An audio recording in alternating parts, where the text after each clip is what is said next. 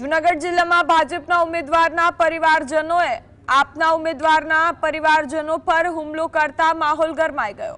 વંથલીના સેદરડામાં ગુંડાગર્દી જોવા મળી। આપના ઉમેદવારના પુત્ર અને તેની પત્ની પર હુમલાની ઘટના બની છે। કણજા બેઠક પર બોગસ મતદાન અને બૂથ કેપ્ચરિંગના પ્રયાસો ગંભીર આક્ષેપ કર્યા છે।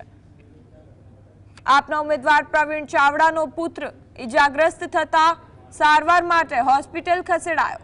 તેમને સાવજ ડેરીના ચેરમેન દિનેશ ખટારિયા, તેના પત્ની અને જિલ્લા પંચાયતના પૂર્વ પ્રમુખ શાંતાબેન ખટારિયા, તેના પુત્ર મયુર સહિતના ટોળાએ હુમલો કર્યાનો આક્ષેપ કર્યો છે। આ ઘટનાને કારણે થોડીવાર મતદાન અટક્યું હોવાના પણ અહેવાલ મળ્યા છે।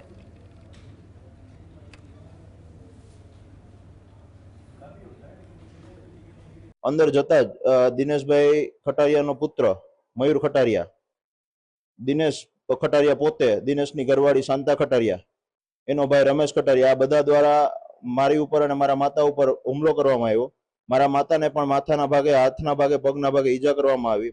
धक्कामुक्की करीने मारवामां आव्यो। मने 60 થી 70 लोको द्वारा मारवामां आव्यो। अने झाझा मत खोटा कराया, कोईनुं प्रूफ खोटुं लईने आवे। एक बार मतदान करीने पाछुं बीजी वखत मतदान करवा माटे आव्या तो मैं मतदान न करावा दीधुं। पिसाबी हता एने 3 थप्पड़ मारी दीधी अने मारा सनने मारवा માંડ્યા, મને धक्को मारी दीधो।